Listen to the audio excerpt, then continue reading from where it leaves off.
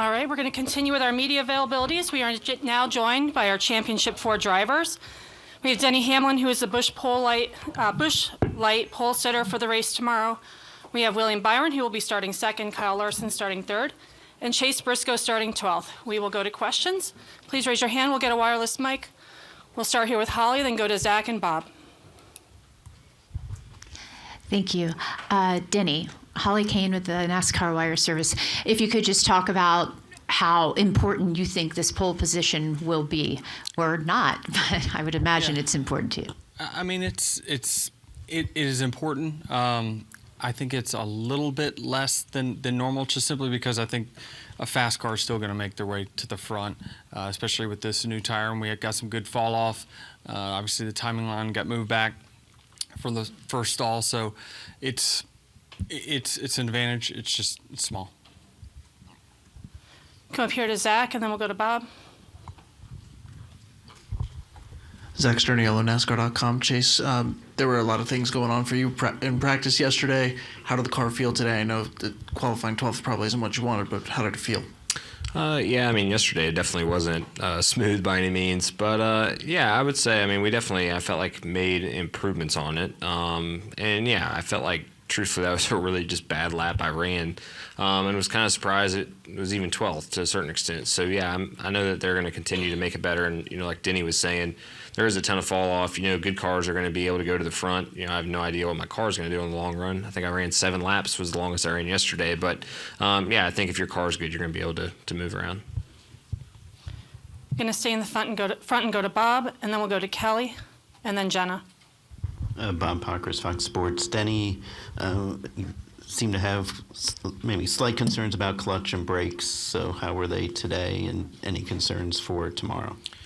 Yeah, I mean, when everything's cool, it seems to be okay. Today, everything felt pretty normal to me, so there was nothing alarming today that got my attention. And for William and Kyle, lots been made of you guys trying to improve at this track. Do you feel like your cars are better than a year ago here? Yeah, I feel good. I think so far it's kind of what we've been working on and trying to improve. So, yeah, I'm optimistic. I think everything so far this weekend's been pretty solid. I mean, I think for me, like feel-wise, like it doesn't feel way different than normal like I was expecting, but I felt like pace-wise it seemed a little bit better than what I have been here in other practices in years past. So, but it's so hard to get a true judge on things in practice, so you just really got to see how it's going to be tomorrow. We'll go to Kelly, then Jenna. Kelly Crandall, Racer.com. First for Denny, you've approached championship weekend and the eve of a championship race differently throughout the years. How has this weekend's approach been as far as what you've done, who you've been around, who you've blocked out, and all of that? I guess, how do you feel going into tomorrow? Good. I mean, I think the benefit was winning in Vegas, obviously, because I was able to get so much work done before this week. That way this week is not crammed so much. So been treating it really just like I would any other Phoenix week. There's not much different other than there's just more people, truthfully. Chase, this being your first experience at the Cup Series level in the Championship 4, are you balancing trying to embrace the moment at all versus like game face on, like how serious everything is? I mean, yeah, certainly trying to embrace it, right? But yeah, I don't know. It definitely, I mean, there is, like Denny was saying, there's just a lot more people, just as far as, media and cameras and everything else. But yeah, certainly trying to embrace it. Outside of that, I don't really feel like it feels any different either. We're still trying to do the same thing every weekend. So yeah, just a lot more people for sure. Going to go to Jenna and then Jeff on the left. Jenna Fryer, Associated Press. Denny, over here. I'm over here. Thank you. Wow, back there. Did you make someone mad or no? Just lucky I'm not in the bathroom. You're working your way there. Okay. Thanks, Denny.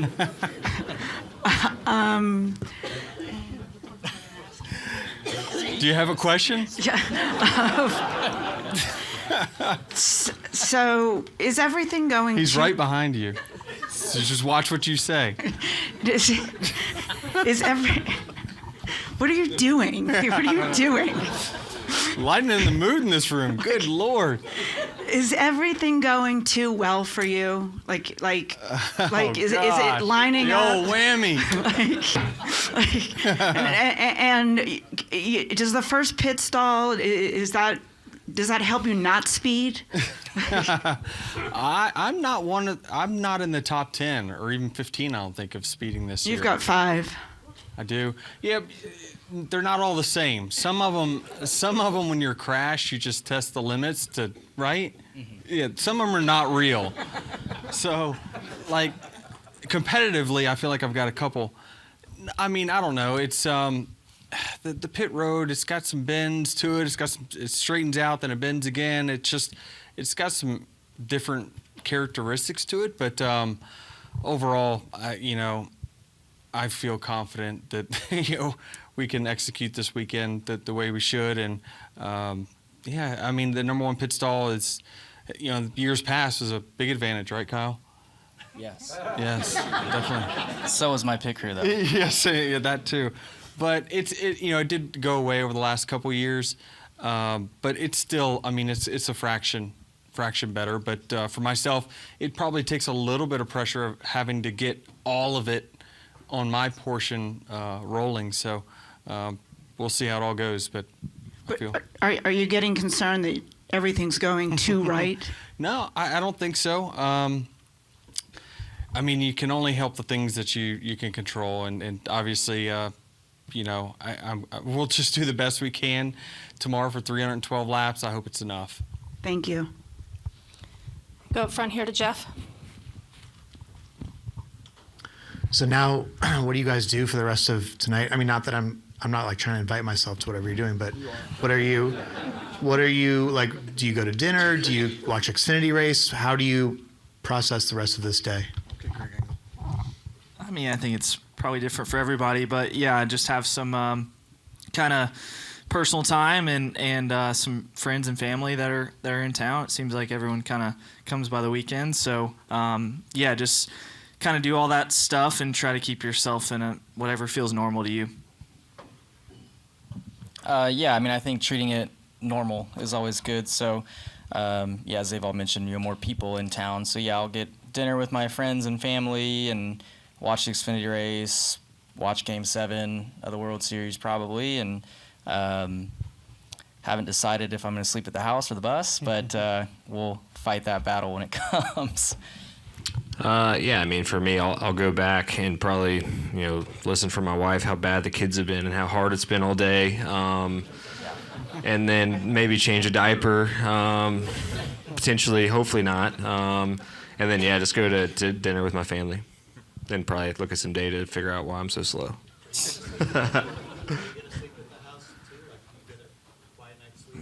Nah, I'll just be at the house. Our kids sleep good through the night. I'm sure tonight now they'll be up all night, but yeah. Come on, go over here to the right for 2 questions. I'm Chopper Motorsports today. First off, Denny, congrats on the pole. Over here, raising my hand. So this is your 48th career pole, good for 11th all time. 48. Mm-hmm. Yep. And 8 of those you've won from the pole. But what I'm wondering is that's an overlooked accomplishment, but how do you see that throughout your career, just on the list of having that consistent speed? Yeah, I mean, the fact we've only won 8 of those is not great. So I don't know that it directly correlates, but certainly it's always an advantage to qualify on the pole. There's never a disadvantage to starting first and having the number 1 pit stall. So, yeah, I don't know. You just hopefully it's 9. You just try to do everything you can to execute it, but it's just things have always progressed too. A lot of it depends on the racetrack, and I just truly believe tomorrow the best cars, whoever it is, and it could be someone that qualified 20th, can make their way to the front with the tire and the track surface that we've got right now. So hopefully, I think it's going to be a battle amongst us 4 with probably a few others sprinkled in there, but yeah, it's going to be fun to watch. And then one other question for Kyle. Obviously, William and Denny have been in the championship 4 position before, but Kyle, you've only won it before up there with a championship prior. So I'm wondering just how do you see your weekend right now, just your mentality different from others going into the championship race? I don't know. I mean, I remember being pretty grounded and laid back in 2021 because we had a great season to that point. So I was pretty content whether we won or lost the championship that we had an amazing year. And then I think the experience that I've had in the Final Four since then has made me just as calm this time. So I don't know. I've felt pretty good about things this week and felt like I've handled it well. Just the plannings of family and friends and whatnot coming out just through the other experiences. So yeah, just glad we're one day away from getting to finally get on track to go race. Fernando Cruz, Veravisión. I don't always watch NASCAR, but when I do, I talk to Danny. Danny, you got a big fan base in Mexico City. There's a poll going on, no pressure, but everybody is expecting you to do marbles and winning. So what's the message around? Go ahead. I think it's chat bots that are skewing those polls. No, I think it's a different one. No, Yeah. No, but what do we say to them? Yeah, it's just appreciate the support. Wish I could have seen you guys this year, but didn't work out.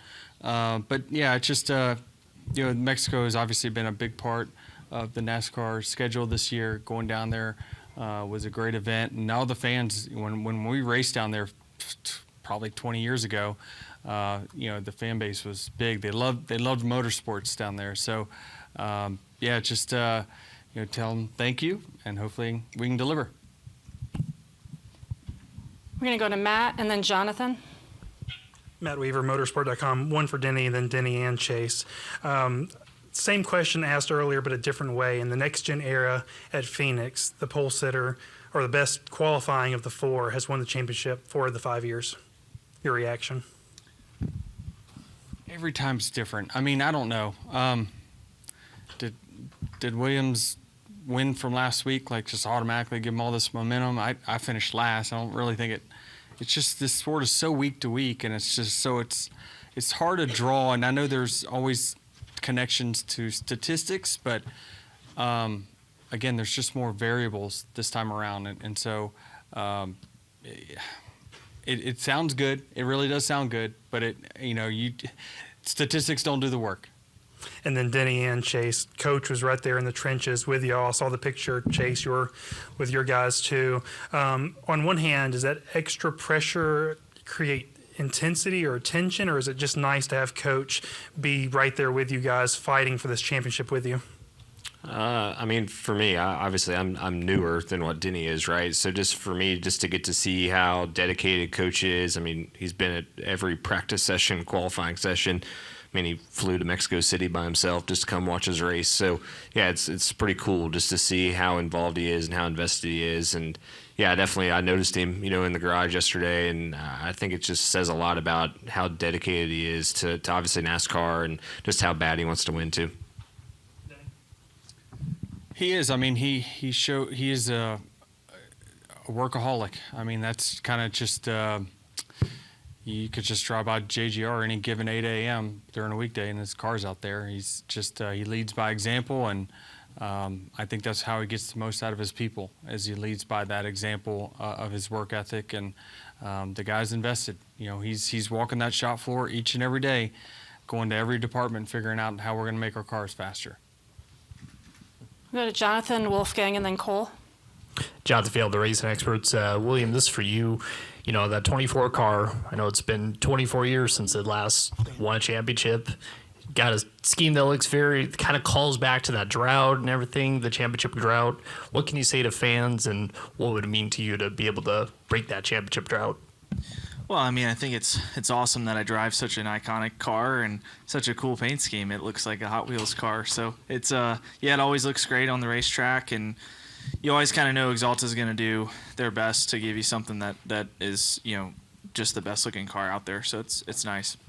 And what would it mean to you if you did break that drought on Sunday? Yeah, it'd be cool. I mean, it's I think Jeff's been a great mentor for myself, really, since we met in the truck days, and just kind of taking me under his wing and just kind of giving me little advice here and there. He's never really one to be overbearing, but he's always there. Even before qualifying today, he was in the hauler, so it's cool. We'll go to Wolfgang. Wolfgang Monzer from Germany, Rennsport Press Agency. Only one question for all four of you. Coming from Europe, I mean, this extremely hot weather is very unusual. We have already snow over there. Is this a critical factor for the race, this extremely hot temperatures during the race? I mean, when you have cooler weather, you have more oxygen, which is better for you and also for the equipment. I don't know. It's not unusual for this track, I don't think. I think usually the spring might be a little bit cooler than what this race particular is. And as the schedule has kind of moved back, 1 or 2 weeks from when we're used to finish our season, obviously this is a little bit hotter time for this area. But these cars are, pretty durable in that sense. And the heat, it can play its role on tire wear. It can play its role on brakes and things like that, but other than that, it's not much different from the cockpit. And what about yourself in the cockpit? How is the heat situation in the cockpit? I want to talk to the guys that wear the cool suits. It's I like the elements for guys who don't wear cool suits. So nothing wrong with a little luxury. Okay. All right, we'll go up here in the front to Cole.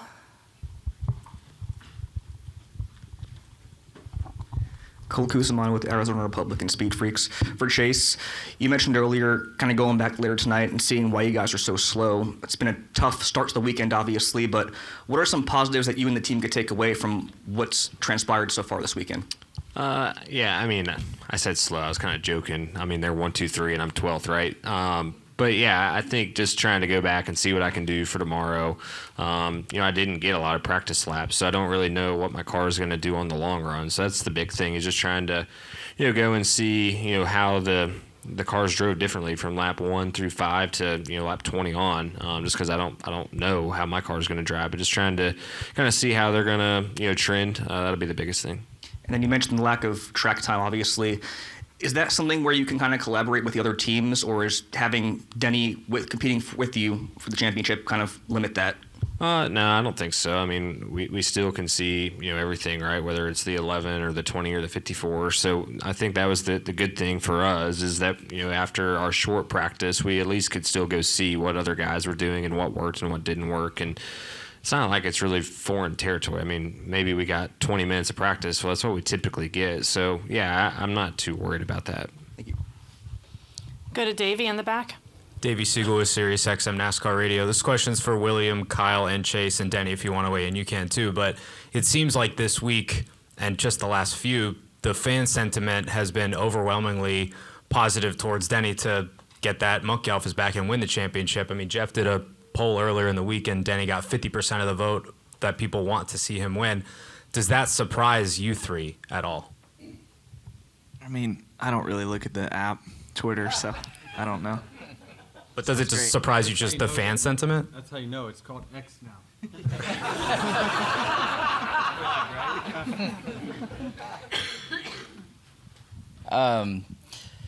No, I mean, honestly, I'm not surprised, I guess. I think because, everybody likes a, story like that, where somebody nearing the end of their career, all that, is great. So, I mean, I can see why people would cheer for him. I mean, I'm a competitor.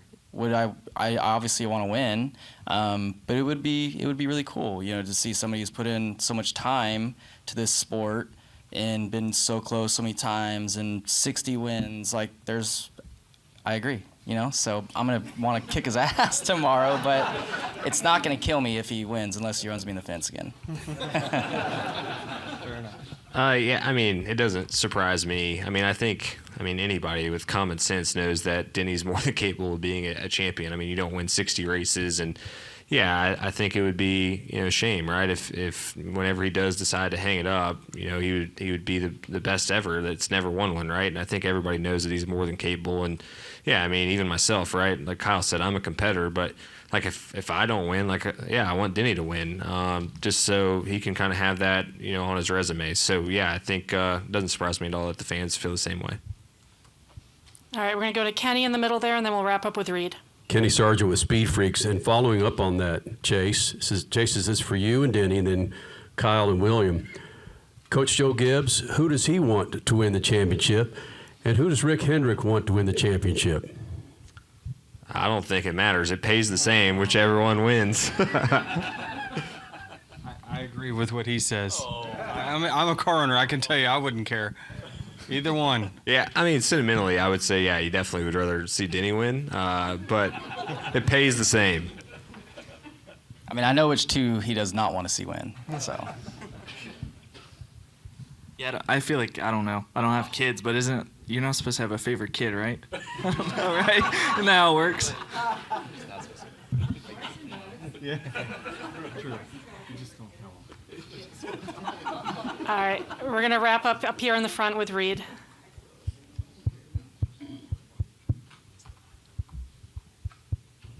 Reed Spencer with the NASCAR Wire. For all you guys, with the engine rule, you're running a used engine this week. Do any of you guys know what engine is in your car, and do you care?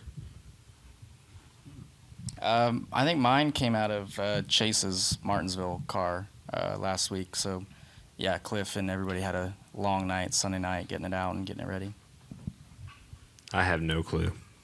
I wouldn't normally know. I can't believe he knows. I wouldn't normally know, but Cliff called me Sunday night, so. Says we're getting that engine? Yeah. Must be a good one. It must be good. It must be good. I have no idea. I had a similar thing to Kyle. They just told me on Monday afternoon, so. I know that Denny and I do not have our last week engine. They said it was, yeah. I just know I have. So Denny and I definitely do not have our last week engine. No. All right, guys, thanks for joining us today, and good luck tomorrow in the championship race.